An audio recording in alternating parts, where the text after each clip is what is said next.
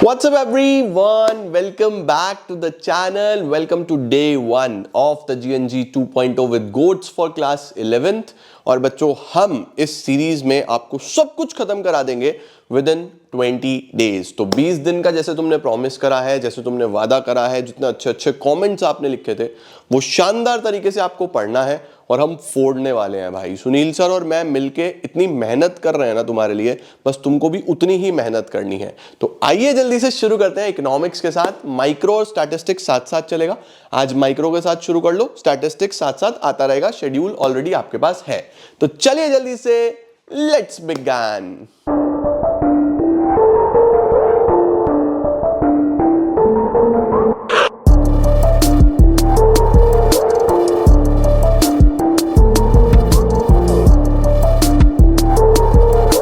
बेटा जी शुरू करते हैं बच्चों चैप्टर नंबर 1 इंट्रोडक्शन के साथ।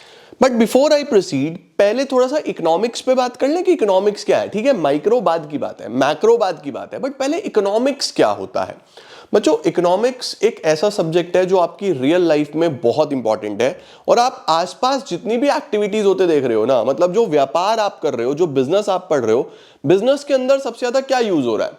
बिजनेस के अंदर प्रोडक्शन किससे हो रहा है? रिसोर्सेज से हो रहा है, राइट। बिजनेस में जो रिसोर्सेज से सामान बना, वो सामान आप बेच रहे हो, वो किस रिस्पेक्ट में बेच रहे हो कि आपको पैसा अर्न करना है, मनी अर्न करना है। तो बेसिकली इकोनॉमिक्स में हम ये स्टडी करते हैं कि इकोनॉमी में लोग अपना पैसा जो कि रिसोर्स है वो बहुत लिमिटेड है भाई, अनलिमिटेड तो किसी के पास भी नहीं है ना। तो हम ये स्टडी करते हैं कि लोग कैसे अपने लिमिटेड रिसोर्सेज से अपनी अनलिमिटेड वांट्स को सेटिस्फाई करने का प्रयास करते हैं।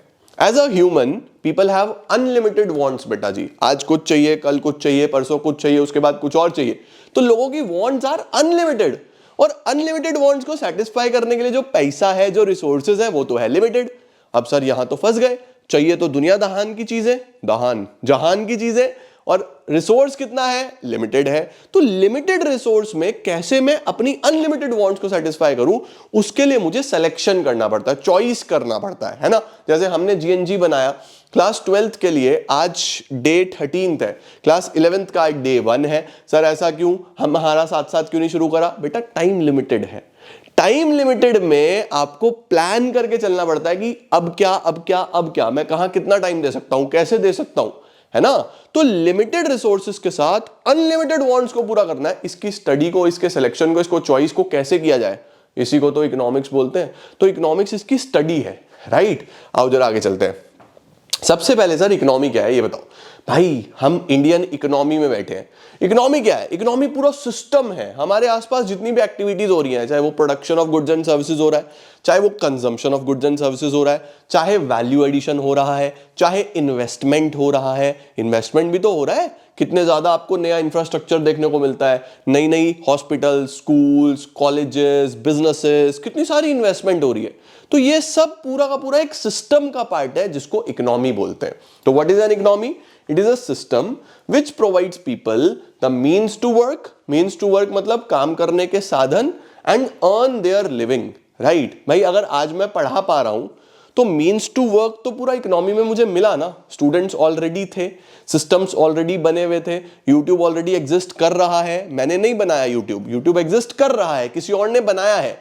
मैं तो सिर्फ वीडियो बना रहा हूं। वीडियो बनाने के बाद मुझे लैपटॉप, कंप्यूटर चाहिए, ऑलरेडी अवेलेबल है, इंटरनेट चाहिए, ऑलरेडी अवेलेबल है। तो पूरा सिस्टम तो बना हुआ है, सिर्फ आपको मीन्स टू वर्क पे काम करना है, and you can earn your living. ठीक है ना बेटा। अब एक इकोनॉमी में 3 मेन एक्टिविटीज होती हैं। कौन कौन सी? प्रोडक्शन, प्रोडक्शन यानी गुड्स या सर्विसेज का बनना। कंजम्पशन, अब बना के सिर्फ छोड़ थोड़ी ना दोगे भाई, बिकना भी तो चाहिए। कंज्यूम, मैं वीडियो बना के छोड़ दूं, कोई देखे ही ना, क्या फायदा होगा। तो सिर्फ प्रोडक्शन से कुछ नहीं होगा, आप लोग भी चाहिए भाई, कंज्यूमर भी तो चाहिए।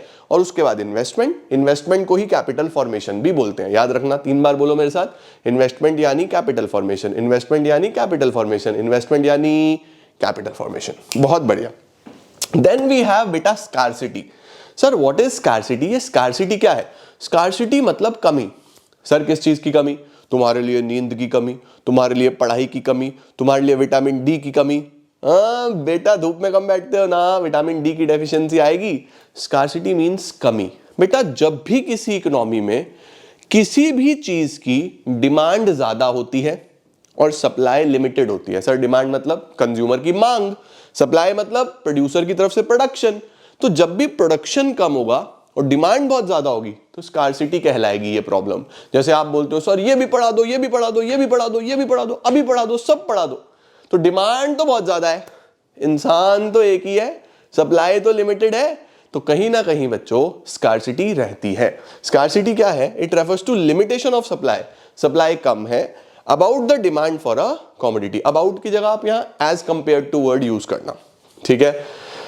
Then we have economic problem. Sir what is this economic problem? बेटा इकोनॉमिक प्रॉब्लम एक सबसे बड़ी प्रॉब्लम है। सर किस चीज की प्रॉब्लम है? अभी बताया ना मैंने कि ह्यूमन वांट्स आर अनलिमिटेड। इंसान की वांट्स जो है ना, ख्वाहिशें कभी पूरी नहीं होती, लेकिन रिसोर्सेज लिमिटेड है। तो देखो क्या बोल रहा है, it is a problem of choice, यानी आपको चॉइस करना पड़ेगा, सिलेक्शन करना पड़ेगा कि तुम्हें अपना पैसा कहां लगाना है, तुम्हें अपना समय कहां लगाना है, तुम्हें अपनी लाइफ किस तरीके से जीनी है। It is a problem of choice involving satisfaction of unlimited human wants. Human wants कितनी है? Unlimited, out of limited resources. Resources कितने हैं? Limited. Having alternative uses. Alternative uses का मतलब होता है कि मल्टीपल यूजेस होते हैं बेटा। जैसे फॉर एग्जांपल तुम्हारा मनी है, तुम्हारे पास सपोज 1,000 रुपए हैं, या 5,000 है, या 2,000 है, या 10,000 है, तुम्हारे पास जितना भी पैसा है तो लिमिटेड ही। अब उससे तुम कितना कुछ कर सकते हो। ऑल्टरनेटिव यूजेस है भाई, 1,000 रुपए में तू पिज्जा खा ले मेरी जान, 1,000 रुपए में बेटा तू कोई शूज ले ले, कोई कपड़े ले ले, सेविंग कर ले, अपने दोस्त के साथ पार्टी कर ले, ठीक है, कोई बुक्स ले ले, मुझे पता है तुम लेने नहीं वाले, वैसे कुछ भी कर सकते हो ना। तो रिसोर्सेज के ऑल्टरनेटिव यूजेस होते हैं, तो तुम्हें सिलेक्शन करना पड़ता है कि मैं 1,000 रुपए से क्या करूं जिससे मुझे सबसे ज्यादा खुशी मिले, राइट। उसके बाद बेटा हमारे पास ना यही जो चॉइस की प्रॉब्लम है, यही जो प्रॉब्लम ऑफ चॉइस है, ये क्यों हुई सर? हमें क्यों सिलेक्शन करना पड़ता है? सबसे पहले स्कार्सिटी ऑफ रिसोर्सेज।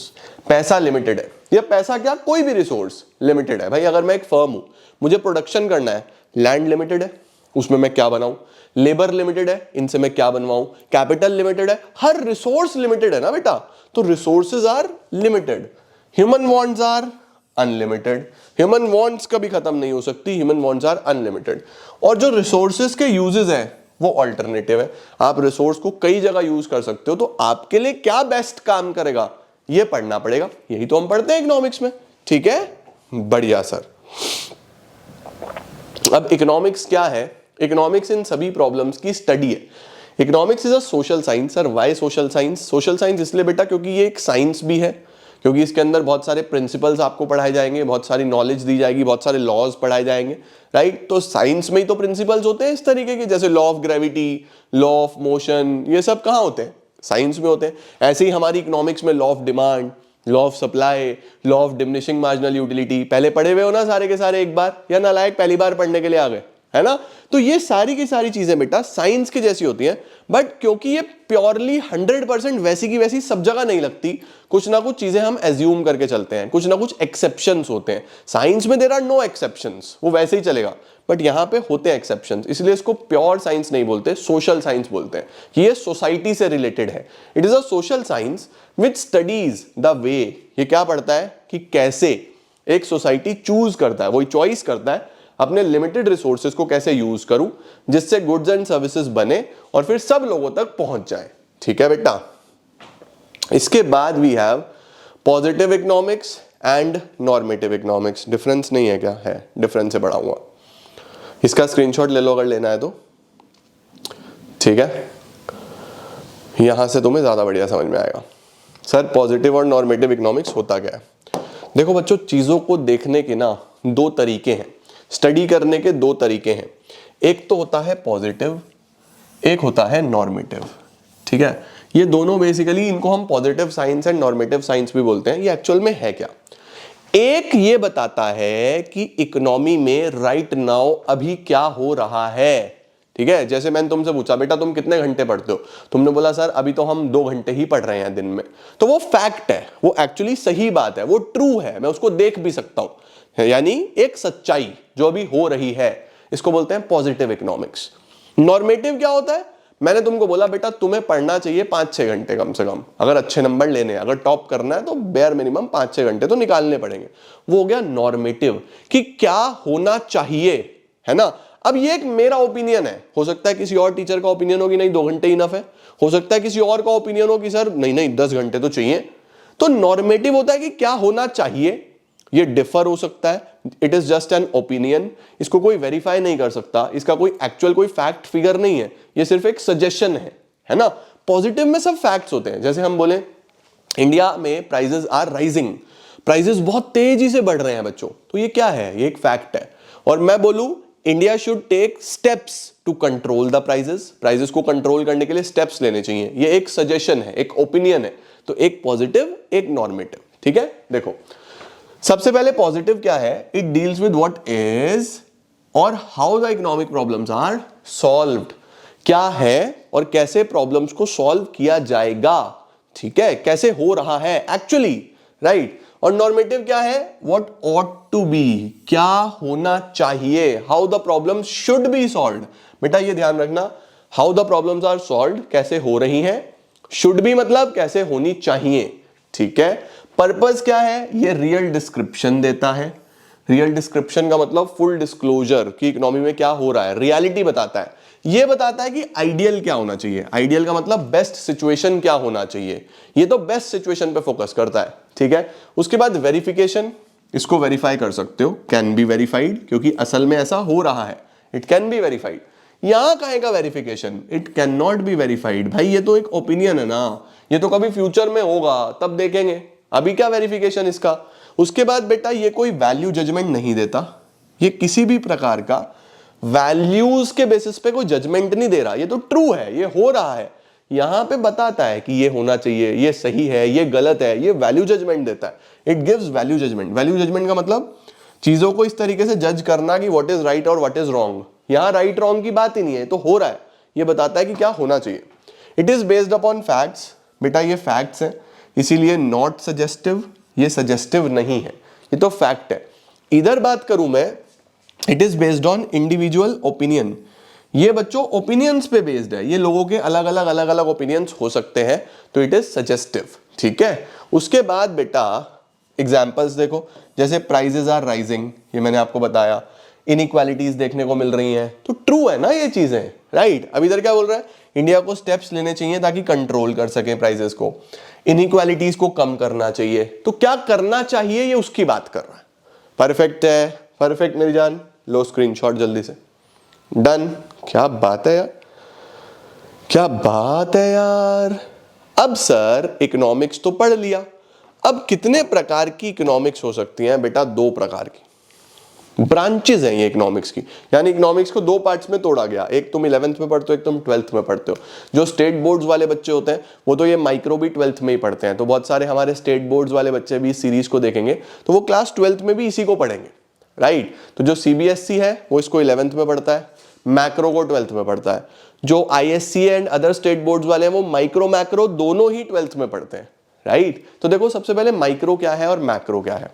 बेटा हर चीज की ना स्टडी कई बार छोटे लेवल पे होती है और कई बार बहुत बड़े लेवल पे होती है। जैसे फॉर एग्जांपल मैं आपको बोलूं कि हम किसी एक कमोडिटी का प्राइस देख रहे हैं, किसी भी एक कमोडिटी का प्राइस, कि इसका प्राइस कम हुआ या ज्यादा हुआ, सिर्फ एक कमोडिटी का, तो वो छोटे लेवल पे स्टडी कर रहा हूं मैं। वहीं पे मैं पूरे देश के प्राइसेस, मैं ओवरऑल इन्फ्लेशन देखना चाहता हूं पूरे देश में कि इन्फ्लेशन कैसा है, महंगाई कैसी है, सारी कमोडिटीज कवर करके, तो कितने बड़े लेवल पे हो गया।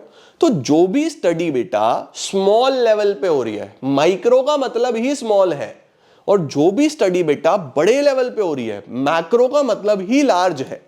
जो माइक्रो है ना, ये ग्रीक वर्ड माइक्रोस से आया है, MIKROS, which means small. Macro Greek word macros से आया है, MAKROS, विच मीन्स लार्ज। तो माइक्रो का मतलब स्मॉल है, मैक्रो का मतलब लार्ज है। वैसे भी यहां पे I stands for individuals, individuals की स्टडी, यहां पे A stands for aggregates, aggregates की स्टडी, ये ध्यान रखना, ठीक है। देखो micro economics is that part of economic theory which studies the behaviour of individuals, and macro is that part of economic theory which studies the behaviour of aggregates.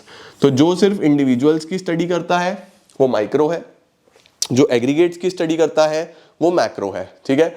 Micro के tools क्या हो सकते हैं बच्चों? माइक्रो के क्या main tools हैं? Demand and supply, यानी हमारी माइक्रो लेवल पे सबसे इंपॉर्टेंट जो टूल्स हैं वो डिमांड और सप्लाई है।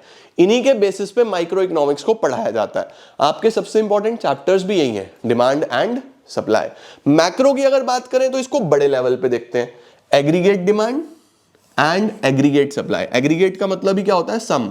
एग्रीगेट मींस सम, जिसके अंदर सब कुछ ऐड हो गया, ठीक है। उसके बाद ऑब्जेक्टिव। माइक्रो में हम प्राइस की स्टडी करते हैं मेनली, कि हमें किसी तरीके से प्राइस पता चले। प्राइस कैसे डिसाइड होता है? डिमांड और सप्लाई से। ये तुम फर्दर पढ़ोगे, अभी बस ये ध्यान रख लो कि डिमांड और सप्लाई हमें हेल्प करता है प्राइस डिसाइड करने में। और इधर एग्रीगेट डिमांड और एग्रीगेट सप्लाई हमें हेल्प करते हैं इनकम, आउटपुट, एम्प्लॉयमेंट ढूंढने में। तीन चीजें, इनकम, आउटपुट, एम्प्लॉयमेंट, ठीक है। It aims to determine income and employment level of the country. Output भी आप यहां पे ऐड कर सकते हो, ठीक है बेटा। उसके बाद डिग्री ऑफ एग्रीगेशन। एग्रीगेशन का मतलब होता है बेटा समेशन, कॉन्सेप्ट्स को जोड़ के बड़ा कॉन्सेप्ट बनाना। तो माइक्रो में भी थोड़े बहुत कॉन्सेप्ट्स जोड़े जाते हैं, थोड़े बहुत, बहुत लिटिल, ठीक है। It involves a limited degree of aggregation. Limited degree of aggregation का मतलब बहुत लिमिटेड सा समेशन इसके अंदर होता है। मैक्रो में बहुत बड़े लेवल पे होता है। It involves higher degree of aggregation, यानी इसमें तो सब कुछ बना ही एग्रीगेट से है ना बेटा, ये तो है ही सब कुछ एग्रीगेट से। उसके बाद जब हम माइक्रो पढ़ते हैं बेटा तो एज्यूम करते हैं कि मैक्रो वेरिएबल्स कांस्टेंट है। जब हम माइक्रो की स्टडी कर रहे होते हैं तो मैक्रो को बिल्कुल भूल जाते हैं। जब हम मैक्रो पढ़ते हैं तो हम माइक्रो को बिल्कुल भूल जाते हैं। ओके, फिर एग्जांपल्स आ गए, individual income, individual output, national income, पूरे देश की इनकम, और देश का आउटपुट बच्चा यहां पे हम लेंगे, ठीक है। तो एक माइक्रो मैक्रो का डिफरेंस है, आपको जरूर पता होना चाहिए। बढ़िया सर। अब आई बेटा जी तीन सेंट्रल इकोनॉमिक प्रॉब्लम्स। किसी भी इकोनॉमी में तीन मेन प्रॉब्लम्स होती हैं। कौन कौन सी? सबसे पहली प्रॉब्लम होती है कि मैं क्या बनाऊं और कितनी क्वांटिटी में बनाऊं। बच्चों देखो, हमारे पास रिसोर्सेज लिमिटेड है तो हम उनको वेस्ट नहीं कर सकते। आपको उन रिसोर्सेज से बहुत अच्छा यूटिलाइजेशन करना है, तो पहले आपको ये देखना पड़ता है कि क्या बनाऊं, कितनी क्वांटिटी में बनाऊं, what to produce and in how much quantity it is to be produced. ये बहुत इंपॉर्टेंट है। तो सबसे पहले तो ये जानो कि क्या बनाना है, कितनी क्वांटिटी में बनाना है, ठीक है। This is what to produce. दूसरा होता है हाउ टू प्रोड्यूस, हम कौन सी टेक्नोलॉजी यूज करके बनाएं। क्या मैं लेबर यूज करके सामान का प्रोडक्शन करूं या मैं मशीनें यूज करके सामान का प्रोडक्शन करूं, क्योंकि बेसिकली हम लोग बहुत सारा सामान लेबर से बनवा सकते हैं, बहुत सारा मशीनों से बना सकते हैं। बेसिकली हम ये देखते हैं कि खर्चा किसमें कम आएगा। तो हाउ टू प्रोड्यूस में मेनली कॉस्ट जिसमें मिनिमाइज हो रही होती है ना, उसकी तरफ जाते हैं। तीसरा होता है फॉर हुम टू प्रोड्यूस, किसके लिए प्रोडक्शन करें, है ना। जैसे हमने सोचा कि क्लास 12th को पढ़ाएं या क्लास 11th को पढ़ाएं, कब से क्लास 12th का शुरू किया जाए, कब से क्लास 11th का शुरू किया जाए। तो बहुत सोच समझ के बेटा अपने टाइम को यूटिलाइज करना पड़ता है, क्योंकि फिर से रिसोर्सेज आर लिमिटेड, है ना। तो सबसे पहले व्हाट टू प्रोड्यूस, क्या और कितनी क्वांटिटी में। दूसरा हाउ टू प्रोड्यूस, कौन सा टेक्नोलॉजी यूज करके प्रोडक्शन करें, लेबर या फिर मशीन्स।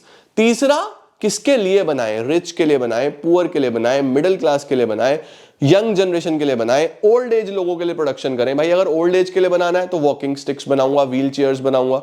यंग एज के लिए बनाना है तो स्टाइलिश कपड़े बनाऊंगा, स्टाइलिश शूज बनाऊंगा, नए नए मोबाइल फोन्स बनाऊंगा। ऐसी चीजों पे ज्यादा फोकस है यंग जनरेशन का। बच्चों के लिए बनाना है तो टॉयज बनाएंगे। तो रिसोर्सेज कहां लगाने हैं सोचना है ना। देखो क्या बोल रहा है, what to produce, the selection of goods and services to be produced and the quantity to be produced. How to produce, कौन सी टेक्निक को यूज करके बनाए। फॉर whom to produce, किस कैटेगरी के लिए बनाए, पुअर सेक्शन के लिए बनाए, रिच सेक्शन के लिए बनाए, मिडिल क्लास सेक्शन के लिए बनाए, किसके लिए बनाए। इसके बाद होता है बच्चा opportunity cost. Sir what is opportunity cost, कुछ पाने के लिए कुछ खोना पड़ता है मेरी जान। आज तुमने अगर सोचा कि तुम ठीक 5 बजे आके इकोनॉमिक्स का वीडियो देखोगे, ठीक 3 बजे तुमने अकाउंट्स का वीडियो देखा, ठीक 7 बजे तुम आगे बिजनेस स्टडीज का वीडियो देखोगे, तो उस सिनेरियो में तुमने इस टाइम पे जो कुछ और प्लान करा हुआ था वो छोड़ा भी तो है, छोड़ा है या नहीं है। तो ये करने के लिए तुमने वो प्लान ड्रॉप करा जो तुम्हारा अगला बेस्ट प्लान था, कि ये ना करता तो ये करता, ड्रॉप करा ना। तो इसके लिए वो तुम्हारा अपॉर्चुनिटी कॉस्ट है। अब हो सकता है कोई बच्चा वो काम कर रहा हो और ये वीडियो छोड़ रहा हो कि नहीं यार बाद में देखेंगे, मैं तो डिसिप्लिन नहीं हूं, मैं तो छोड़ता हूं। तो उसके लिए ये अपॉर्चुनिटी कॉस्ट है।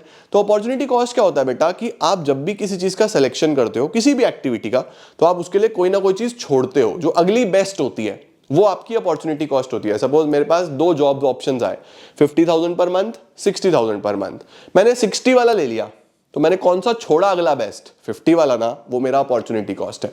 तो क्या होता है opportunity cost? It is the cost of next best alternative foregone, अगला बेस्ट ऑल्टरनेटिव जो मैंने छोड़ दिया। ठीक है बेटा, जैसे mister x is working in a bank at a salary of 40,000 and he receives 2 more job offers. ठीक है, 2 जॉब ऑफर्स और मिल गए, मान लो कि एक 35 का और एक 30 का, तो इसने 40 वाला सेलेक्ट करा। 35 या 30 कौन सा अगला बेस्ट है? सर 35 वाला। तो opportunity cost of working in the bank is the cost of next best alternative, that is 35।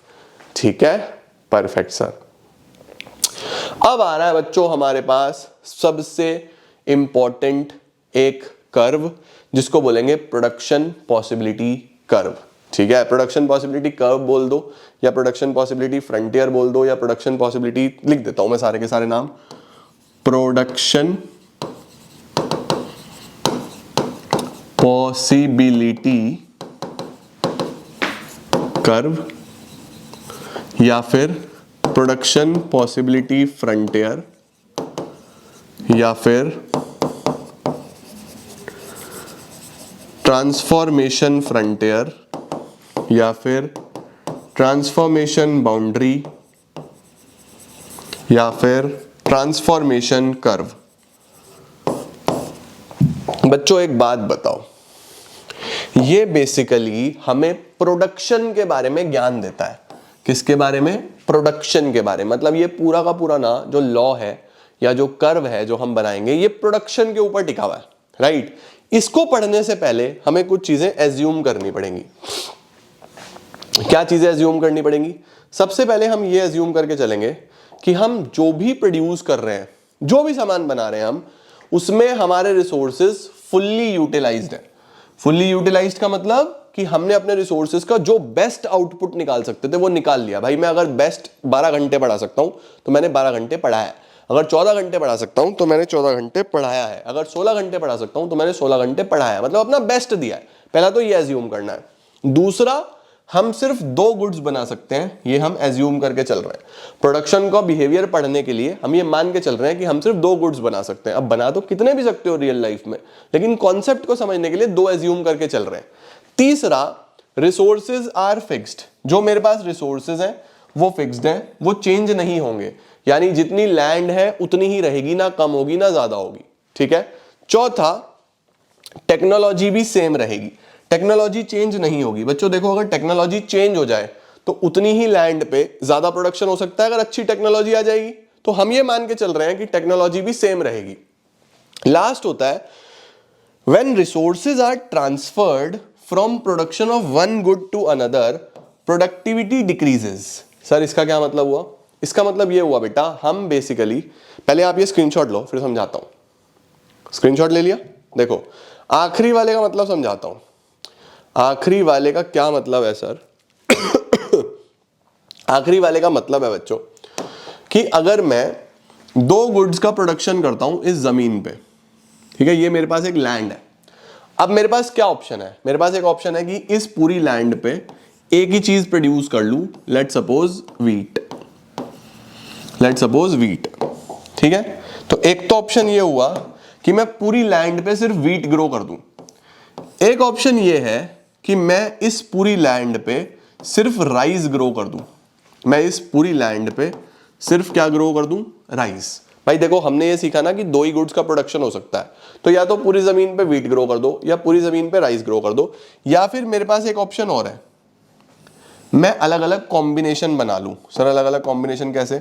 जैसे आधी पे वीट आधी पे राइस, या फिर इतनी पे वीट बाकी पे राइस, या फिर इतनी पे वीट बाकी पे राइस। क्या बहुत सारे कॉम्बिनेशंस बन सकते हैं? बहुत सारे कॉम्बिनेशंस बन सकते हैं ना। तो उन कॉम्बिनेशंस का कितने कॉम्बिनेशंस बन सकते हैं और वो कैसे चलेंगे, उसी को बोलते हैं प्रोडक्शन पॉसिबिलिटी कर्व। अब जो आखिरी वाला एजम्पशन था, हम ये मान के चल रहे हैं बेटा कि एक ऐसा फार्मर जो वीट बनाने में एफिशिएंट है, वो शायद राइस में इतना अच्छा ना बना पाए। अब मैं जितने अच्छे से इकोनॉमिक्स, अकाउंट्स, बीएसटी पढ़ा दूंगा, मैं मैथ्स शायद उतना अच्छा नहीं पढ़ाऊंगा, शायद क्या पढ़ा ही नहीं पाऊंगा, है ना। लेकिन अगर मुझे कोई बोले कि सर आप मैथ्स भी पढ़ाओ, तो अगर मैं वो वाला टाइम जो मैं अकाउंट्स बीएसटी को मैं लगाता हूं, अगर मैं वो टाइम मैथ्स में लगाऊंगा तो मेरी एफिशिएंसी गिर जाएगी। तो हम ये मान के चल रहे हैं कि रिसोर्सेज को अगर आप एक जगह से दूसरी जगह लेके जाओगे, एक प्रोडक्ट से दूसरे प्रोडक्ट पे लेके जाओगे, तो आपकी एफिशिएंसी कम हो जाएगी। ये मेन चीज है, समझे। जब भी आप अपने रिसोर्सेज को एक से दूसरे प्रोडक्ट पे शिफ्ट करोगे, एफिशिएंसी रिड्यूसेस। ठीक है, अब देखते हैं जरा किस तरीके से होता है। देखो बच्चों, ऐसा करते हैं, सबसे पहले एक टेबल बनाते हैं, उस टेबल के थ्रू चीजों को सीखने की कोशिश करते हैं। ठीक है, सबसे पहले तो आप लोग ले लो कॉम्बिनेशन। कॉम्बिनेशन ले लिया, A B C D E F G. ठीक है, दो गुड्स ले लो, गुड ए फॉर एग्जाम्पल वही हो गया हमारा व्हीट, और गुड बी फॉर एग्जाम्पल वही हो गया हमारा राइस। और उसके बाद यहां पे हम MOC या MRT निकालेंगे। MOC या MRT क्या होता है मैं आपको वो भी से बताता हूं अभी। ठीक है, अब सपोज पहला कॉम्बिनेशन ये है कि मैं गुड बी बनाता ही नहीं हूं, अपने सारे रिसोर्सेज से गुड ए ही बनाता हूं। ठीक है, फिर मैंने इसका 1 यूनिट बनाया, फिर 2 यूनिट बनाए, फिर 3 यूनिट बनाए, फिर 4 बनाए, फिर 5 बनाए, फिर 6 बनाए। ठीक है, अब बेसिकली इसका कॉम्बिनेशन बनाएंगे। इसका कॉम्बिनेशन क्या है देखो, फॉर एग्जाम्पल ये टेबल कैसे बनाओगे, इसका सम कर लेना, 6 5 11 4 15 3 18 2 20 और 1 21, यहां पे लिख देना 21। ठीक है, अब 21 minus 1 20, 20 minus 2 18, 18 minus 3 15, 15 minus 4 11, 11 minus 5 6, 6 minus 6 0। ठीक हो गया बेटा। तो हमने अलग अलग दो कॉम्बिनेशंस, तो आपको ये दिख रहे हैं देखो कि सबसे पहले तो यहां पे देखो और यहां पे देखो।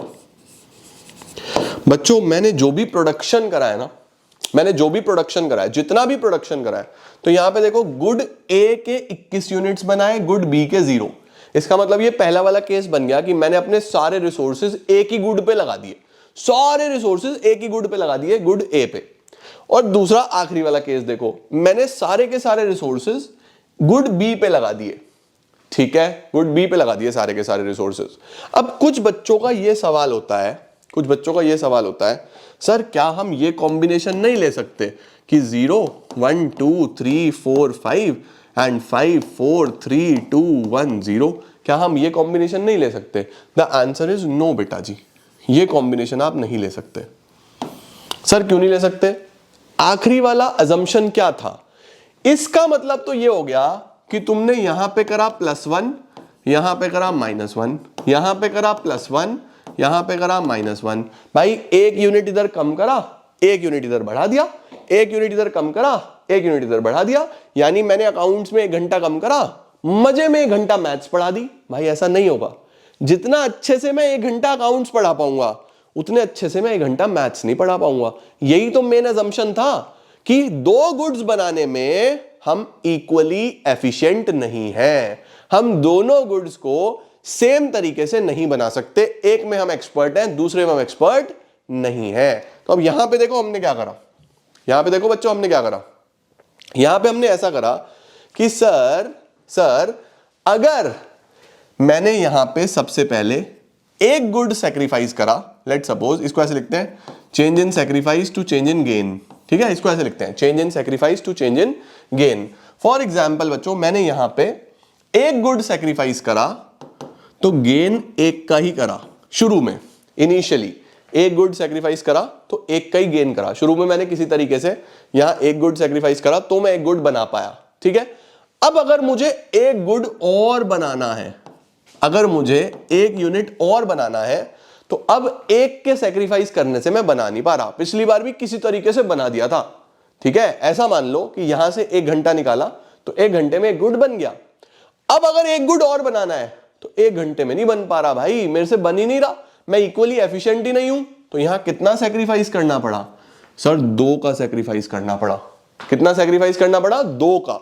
फिर अगली बार अगर एक और बनाना है तो कितना सैक्रिफाइस करना पड़ेगा?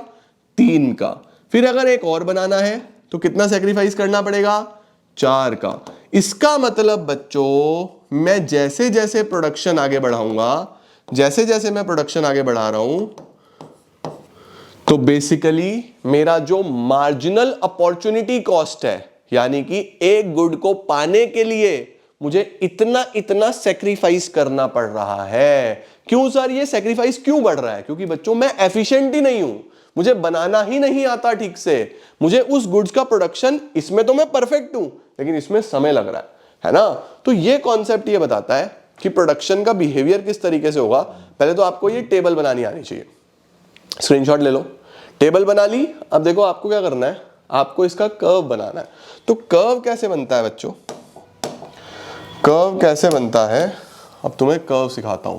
देखो एक्सिस तो हमारे पास दो ही है, हमारे पास कितनी एक्सिस है बेटा? दो एक्सिस है। इधर मैंने ले लिया गुड बी, इधर ले लूंगा गुड ए, यहां पे ले लिया मैंने 1 2 3 4 5 6, ठीक है। एंड इधर हमें जाना है 21 तक, तो हम लोग एक काम करते हैं 3 6 9 12 15 18 21 चलेगा, ठीक है। अब देखो गुड बी 0 तो गुड ए 21, पहला तो ये हो गया, ये हो गया कॉम्बिनेशन ए, ठीक है। फिर उसके बाद गुड बी 1 तो ये 20, तो ये 20 लगभग यहां ये बनेगा ना, देखो 20 तो ये यहां बनेगा इस तरीके से, ठीक है। ये हो गया पॉइंट बी। फिर 2 and 18, 2 and 18 कुछ इस तरीके से, ये थोड़ा सा यहां पे आ जाएगा, यहां आ गया, ठीक है। ये हो गया पॉइंट सी। उसके बाद बेटा 15 and 3, 15 and 3 ये कुछ यहां आ गया। उसके बाद बच्चा 11 and 4, 11 कुछ यहां होगा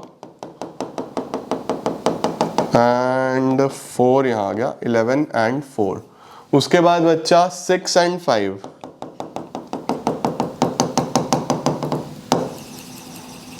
उसके बाद मेरे बच्चों 0 and 6, ऐसा एक पॉइंट बनेगा। तो अगर हम इसको ज्वाइन करें तो ये कुछ इस तरीके का कर्व बन रहा है, बन रहा है या नहीं बन रहा है बेटा इस तरीके का कर्व?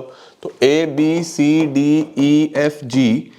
अब हमने ये कर्व हमें क्या शो कर रहा है? ये कर्व हमें शो कर रहा है बच्चों मल्टीपल कॉम्बिनेशंस, अलग अलग कॉम्बिनेशंस किस चीज के? दो गुड्स के, अलग अलग combinations of two goods, good B and good A, which can be produced, जो हम बना सकते हैं with our resources and technology. हमारे रिसोर्सेज और टेक्नोलॉजी के साथ हम जो अलग अलग कॉम्बिनेशंस ऑफ टू गुड्स बना सकते हैं वो हमने यहां पे ले लिए, ठीक है। हम दोनों गुड्स बनाने में बच्चा इक्वली एफिशिएंट नहीं हो सकते, इसीलिए जो सेक्रीफाइस था हर बार बढ़ता जा रहा था। समझे? क्या ये क्लियर हुआ?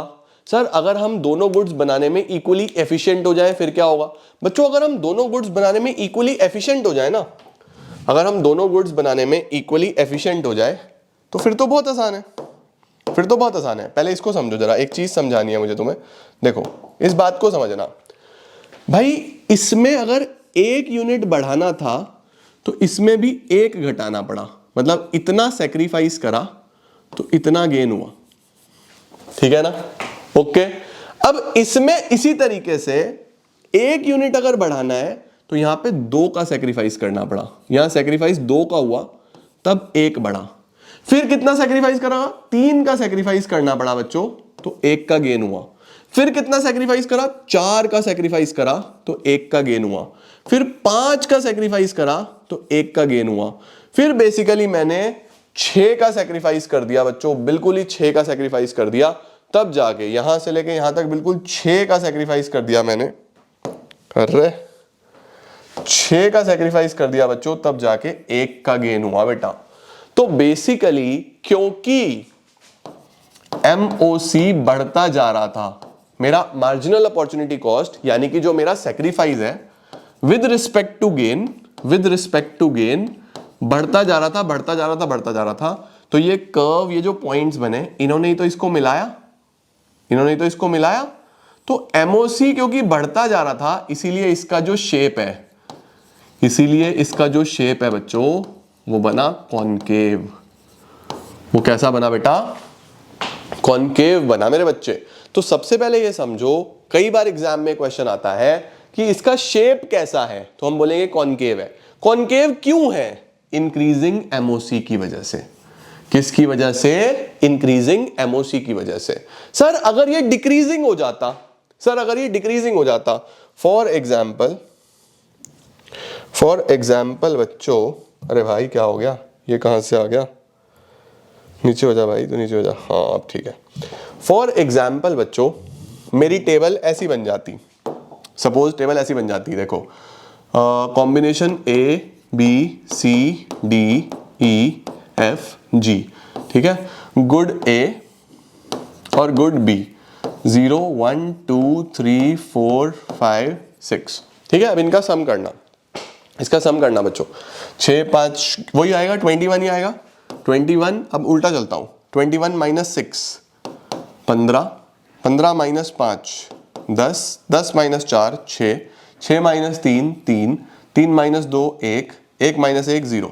फॉर एग्जाम्पल ये हो जाता, कॉम्बिनेशन सपोज ये बन जाता, ठीक है। अगर कॉम्बिनेशन ये बन जाता बेटा, तो अब मेरा एमओसी बताओ, एमओसी या एमआरटी। एमआरटी का मतलब भी यही होता है, marginal rate of transformation. Marginal rate of transformation मतलब किस रेट से ट्रांसफॉर्म हो रहा है गुड। एक बढ़ रहा है तो कितना सेक्रीफाइस हो रहा है ना। Change in sacrifice to change in gain, ये ट्राइंगल का मतलब चेंज होता है, ठीक है। अब देखो इस बार गेन तो 1 हुआ, सेक्रीफाइस 6 का हुआ, फिर गेन तो 1 हुआ, सेक्रीफाइस 5 का हुआ, फिर गेन तो 1 हुआ, सेक्रीफाइस 4 का हुआ। देखो 10 से 6, फिर 6 से 3, फिर 3 से 1, यानी सेक्रीफाइस रेशो जो अब आ रही है ना, अब जो एमओसी आ रही है, इस बार जो एमओसी आ रहा है, जो मेरा एमओसी है वो डिक्रीजिंग आ रहा है। वो क्या आ रहा है? डिक्रीजिंग आ रहा है। अब ये पता है क्या दिखा रहा है? ये दिखा रहा है कि मेरी एफिशिएंसी बेटर होती जा रही है। मैं जैसे जैसे और प्रोडक्शन कर रहा हूं तो मेरी एफिशिएंसी बेटर हो रही है, कि पहले मैंने 6 का सेक्रीफाइस करा, फिर 5 का करके काम हो गया, फिर 4 का, फिर 3 का, फिर 2 का, फिर 1 का। इसका मतलब मैं दोनों गुड्स में एफिशिएंट होता जा रहा हूं। लेकिन हमारा एजम्पशन क्या था कि हम एफिशिएंट नहीं है, इसलिए मेन कर्व तो वही है ना। लेकिन अगर ये ऐसा हो जाए, अगर एमओसी डिक्रीजिंग हो जाए, तो फिर ये कर्व कैसा बनेगा? फिर अगर आप इसको बनाओगे ना बेटा, 1 2 3 4 5 6 3 6 9 12 15 18 21। अब देखो बना के 21 0, एक तो यही हो गया, ठीक है, 21 0।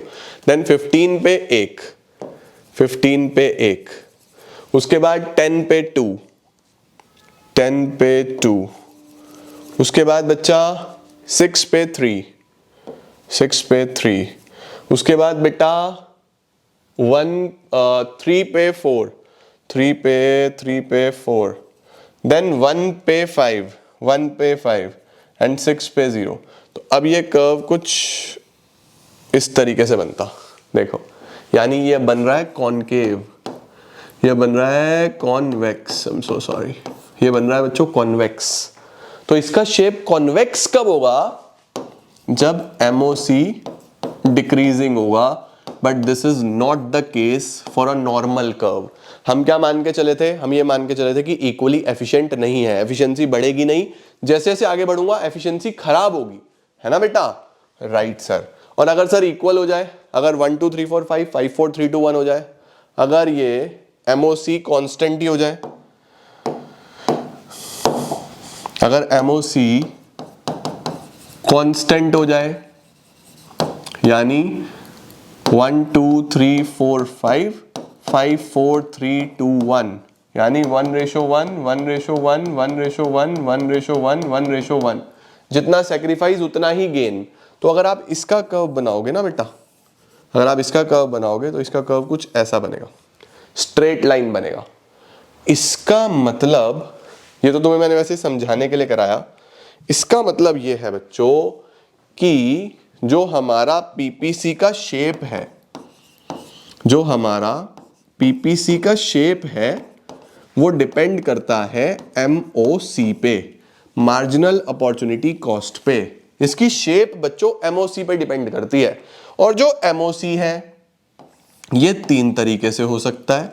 जो मेन है हमारा वो इंक्रीजिंग है, MOC इंक्रीजिंग ही होना चाहिए, ठीक है।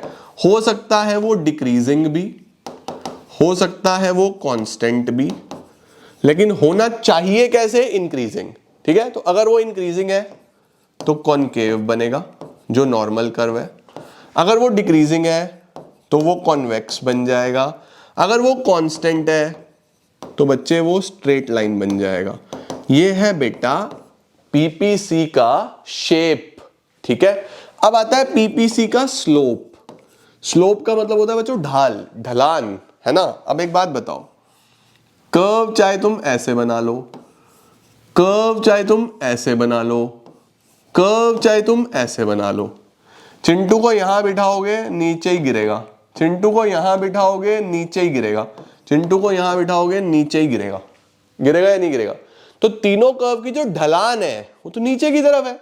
तो हमारे पास बेटा जो इसका स्लोप होता है वो हमेशा डाउनवर्ड होगा, ऑलवेज डाउनवर्ड, हमेशा नीचे की तरफ। क्यों? Because of inverse relationship. किसकी वजह से मेरा बेटा?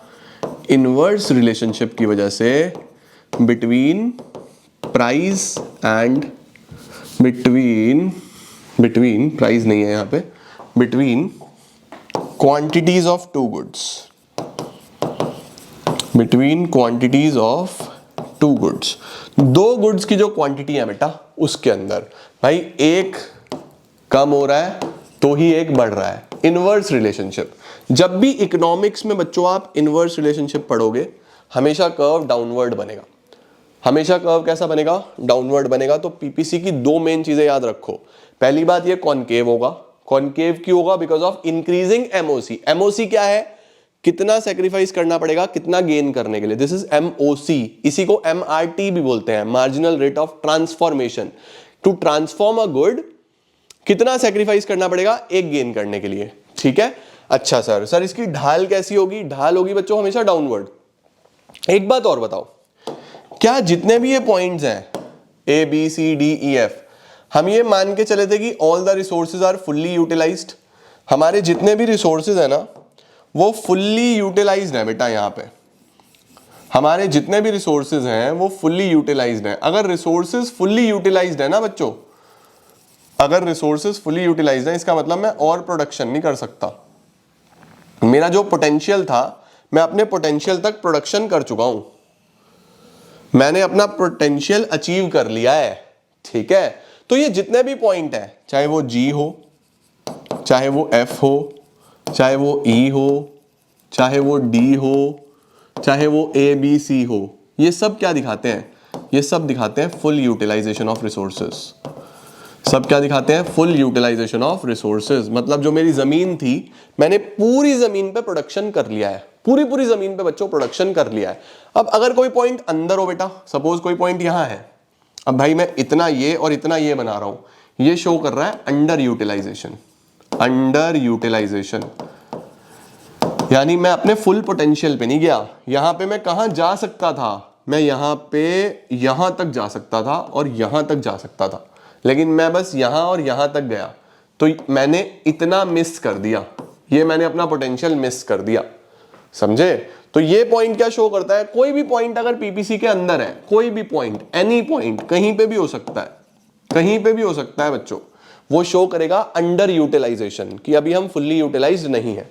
और अगर कोई पॉइंट बाहर हो सर, यहां पे सपोज मैं इतना प्रोडक्शन करना चाहता हूं, इतना मैं कर नहीं सकता। क्यों नहीं कर सकता? मेरे रिसोर्सेज यहां तक नहीं पहुंच सकते। ये है अनअटेनेबल। ये क्या होता है बच्चों मेरे लिए? अनअटेनेबल। अनअटेनेबल भी बोल सकता हूं, अनअचीवेबल भी बोल सकता हूं। मतलब मैं इसको अचीव ही नहीं कर सकता। सर अगर मुझे इसको अचीव करना हो फिर क्या करना पड़ेगा? बेटा अगर तुम्हें इसको अचीव करना है ना तो रिसोर्सेज बढ़ाने पड़ेंगे। इसको अचीव करने के लिए रिसोर्सेज बढ़ाने पड़ेंगे। जब रिसोर्सेज बढ़ेंगे तो मेरा पीपीसी कुछ ऐसा बनेगा, यहां से जाके बनेगा, यहां से इतना बड़ा पीपीसी बनेगा। अब ये पीपीसी कब बन सकता है? जब पॉइंट्स यहां तक जाएं कि हमारा प्रोडक्शन ऐसा हो रहा है, हमारा प्रोडक्शन ऐसा हो रहा है, हमारा प्रोडक्शन ऐसा हो रहा है, हमारा प्रोडक्शन ऐसा हो रहा है, हमारा प्रोडक्शन ऐसा हो रहा है। और ये कब पॉसिबल है? खिचड़ी बन गई है। ये पॉसिबल तब है जब रिसोर्सेज बढ़ जाए बेटा, समझे? देखो दोबारा साफ सुथरा देखो, ये बच्चों हमारा पीपीसी है, दिस इज आवर पीपीसी। इस पे जितने भी पॉइंट्स होंगे ये सब फुल यूटिलाइजेशन दिखाते हैं। फुल यूटिलाइजेशन का मतलब कि हमारे रिसोर्सेज फुल्ली यूटिलाइज्ड है। कोई भी पॉइंट इसके अंदर होगा कहीं पे भी, ये शो करता है अंडर यूटिलाइजेशन, और कोई भी पॉइंट बाहर होगा कहीं पे भी हो सकता है वो शो करता है अनअटेनेबल, ठीक है, या unachievable. This is unattainable, this is under utilisation,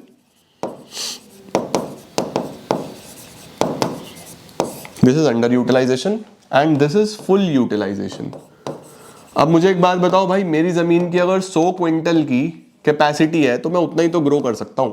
अब मैं अगर 150 ग्रो करना चाहता हूं तो मुझे और जमीन खरीदनी पड़ेगी, रिसोर्सेज बढ़ाने पड़ेंगे तब, ठीक है। अब एक बात और ध्यान रखना, अगर रिसोर्सेज बढ़ जाएंगे, अगर रिसोर्सेज बढ़ जाएंगे बेटा तो पीपीसी राइटवर्ड शिफ्ट हो जाएगा, पीपीसी राइटवर्ड शिफ्ट हो जाएगा। इसका मतलब यह है बच्चों कि अगर मैंने और जमीन ले ली तो ज्यादा रिसोर्सेज, ज्यादा प्रोडक्शन होगा, फिर मेरा पीपीसी ऐसे बाहर की तरफ चला जाएगा इधर। और अगर मेरे रिसोर्सेज कम हो गए, फॉर एग्जाम्पल मैंने अपनी जमीन आधी बेच दी बाबू, मैंने अपनी जमीन आधी बेच दी, मेरे रिसोर्सेज कम हो गए, मैंने जमीन आधी बेच दी, सेल कर दी।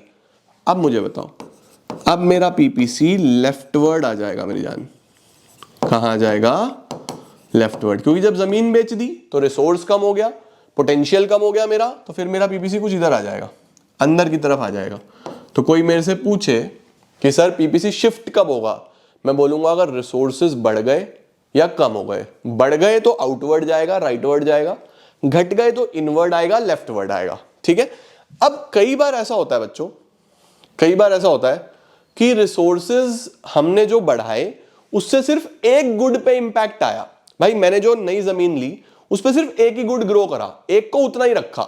जैसे फॉर एग्जाम्पल ये मेरी लैंड थी, मैं इस पे इतना ए ग्रो करता था, इतना बी ग्रो करता था। अब मैंने क्या करा, मैंने ये वाली बराबर वाली लैंड और खरीदी, इस पे भी बी ही लगाया, तो बताओ बी तो इतना बढ़ गया, ए उतना ही है ना, राइट। तो यहां पे क्या होता है, अगर एक गुड की तरफ से रिसोर्स बढ़े, फॉर एग्जाम्पल ये ए है, ये बी है, अब सपोज सिर्फ बी बढ़ा है ना, तो ये सिर्फ बी की तरफ से ऐसे रोटेट करेगा। तो अगर रिसोर्सेज सिर्फ एक गुड में बढ़े बेटा, सिर्फ एक गुड में बढ़े, सिर्फ बी बढ़ा या बी कम हुआ, मैंने इतनी लैंड बेच दी बी वाली, ये बिक गई, तो अब बी सिर्फ इतना बनता है, मैंने ये लैंड बेच दी, अब बी सिर्फ इतना बनता है, देखो ए उतना ही बनता है, तो ये कम हो जाएगा बी की तरफ से ऐसे। तो बच्चों जब किसी एक गुड की तरफ कम या ज्यादा होता है ना, इसको बोलते हैं रोटेशन, इसको शिफ्ट नहीं बोलते, इसको क्या बोलते हैं? रोटेशन। इसको तो बोलते हैं शिफ्ट जब दोनों पे फर्क पड़े, ए पे भी बी पे भी। भाई ये भी A1 हो गया, ये भी B1 हो गया, या ये भी A2 हो गया, ये भी B2 हो गया, दोनों कम या ज्यादा हो गए, दोनों कम या ज्यादा हो गए, लेकिन अगर सिर्फ एक गुड पे फर्क पड़े उसको बोलते हैं बच्चों रोटेशन। अब रोटेशन ऐसे ही सिर्फ ए की तरफ भी हो सकता है, ए बी, अब बी तो सेम है, ए बढ़ गया, ए बढ़ गया तो इधर शिफ्ट कर जाएगा A1 की तरफ, या फिर बी सेम है, ए कम हो गया, इधर शिफ्ट कर जाएगा A2 की तरफ। देखो ऐसे, ये रोटेशन है, ठीक है। तो कभी भी अगर एक गुड की तरफ से क्वांटिटी चेंज हो रही है तो वो रोटेशन होता है, वो शिफ्ट नहीं होता बच्चों। ओ अच्छा सर ऐसे होता है, और क्या, देखो ठीक हो गया। देखो PPC is a graphical representation, graphical का मतलब ये ग्राफ है, किस चीज का ग्राफ है? Possible combination of two goods, दो गुड्स का combination which can be produced, जो हम बना सकते हैं with given resources and technology, resources और टेक्नोलॉजी के साथ, ठीक है। It is also known as production possibility frontier, transformation curve, transformation boundary, transformation frontier, सब बता दिया, एजम्पशन सारे बता दिए, टेबल पूरी समझा दी, पीपीसी कर्व तुम्हें बनाना सिखा दिया, ठीक है। उसके बाद MRT क्या होता है? MRT मैंने क्या बोला? The ratio. किस चीज का रेशो? कितना सेक्रीफाइस करा कितनी कॉमोडिटी गेन करने के लिए, ठीक है, कितना सेक्रीफाइस करा एक यूनिट को गेन करने के लिए।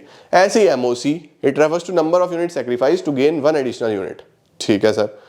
कैरेक्टरिस्टिक्स क्या होंगी पीपीसी की? डाउनवर्ड स्लोपिंग होगा बेटा, डाउनवर्ड क्यू होगा, नीचे क्यों आएगा? इनवर्स रिलेशनशिप, एक गुड बढ़ेगा दूसरा कम होगा, हमेशा कर्व नीचे की तरफ बनेगा, ठीक है। और शेप कॉनकेव होगी, कॉनकेव की होगी इंक्रीजिंग MOC की वजह से या इंक्रीजिंग MRT की वजह से, कुछ भी लिख सकते हो। लो स्क्रीनशॉट, ठीक है सर, ओके। उसके बाद अटेनेबल कॉम्बिनेशंस, अनअटेनेबल कॉम्बिनेशंस। जो भी पॉइंट बेटा पीपीसी के ऊपर है या इसके अंदर है ये मेरे लिए अटेनेबल है, इनको मैं अचीव कर सकता हूं आसानी से। जो बाहर है वो अनअटेनेबल है, वो मैं नहीं अचीव कर सकता, ठीक है बेटा। Those combinations eight which economy can operate, दो हो सकते हैं अटेनेबल, फुल यूटिलाइजेशन या अंडर यूटिलाइजेशन, और अनअटेनेबल जो बाहर है। उसके बाद पीपीसी और MRT में कैसा रिलेशनशिप है ये तो मैं आपको बता ही चुका हूं कि भैया हमारे पास जैसे जैसे हम नीचे की तरफ जाएंगे MRT बढ़ता चला जाएगा, ठीक है। तो क्या बोल रहा है? The slope of a concave curve increases as we move downward. तो MRT राइज करता है नीचे की तरफ, वही बोल रहा है सिंपल, ठीक है। क्या पीपीसी स्ट्रेट लाइन हो सकता है? क्या पीपीसी कॉन्वेक्स हो सकता है? मैंने आपको दोनों सिचुएशंस बता दी। कॉन्वेक्स कब होगा? अगर MRT डिक्रीजिंग हो, और स्ट्रेट लाइन कब होगा? जब कांस्टेंट हो। नेक्स्ट आ गया बच्चों हमारे पास change in PPC. Change in PPC क्या है? पीपीसी कैसे चेंज हो सकता है भाई? अगर प्रोडक्शन कैपेसिटी कम हो जाए या ज्यादा हो जाए, है ना। अब दो तरीके से हो सकता है, शिफ्ट और रोटेशन। शिफ्ट कब होगा? जब दोनों गुड्स में हो। रोटेशन कब होगा? जब एक गुड में हो। शिफ्ट कब हो सकता है? देखो, अगर दोनों गुड में रिसोर्सेज बढ़ जाए तो ये बाहर चला जाएगा, कम हो जाए तो ये अंदर आ जाएगा, ठीक है, ये भी मैंने आपको पढ़ा दिया। रोटेशन कब होगा? एक गुड में। देखो, एक गुड में हो सकता है सिर्फ इस तरफ कम ज्यादा होना या इस तरफ कम ज्यादा होना, ये भी हमने देख लिया सर। उसके बाद एक ओवरव्यू है, ओवरव्यू आप खुद रीड करेंगे, जो जो मैंने आपको बताया है वो सब यहां पे लिखा हुआ है, ठीक है बच्चों। इसी के साथ हमारा चैप्टर नंबर 1 होता है समाप्त। मुझे उम्मीद है कि आपको पूरा चैप्टर बेस्ट समझ में आया होगा। इसमें आपको अगर कोई भी प्रॉब्लम है just let me know in comment section, उसका प्रॉब्लम का सॉल्यूशन लेके आएंगे और चीज़ों को आगे बढ़ाएंगे, ठीक है। आज के लिए इतना ही, नेक्स्ट वीडियो में मिलते हैं बिजनेस स्टडीज चैप्टर 1 के साथ और चीज़ों को आगे लेके चलेंगे और समाप्त करेंगे, ठीक है। Thank you so much, keep growing, keep glowing and keep smiling.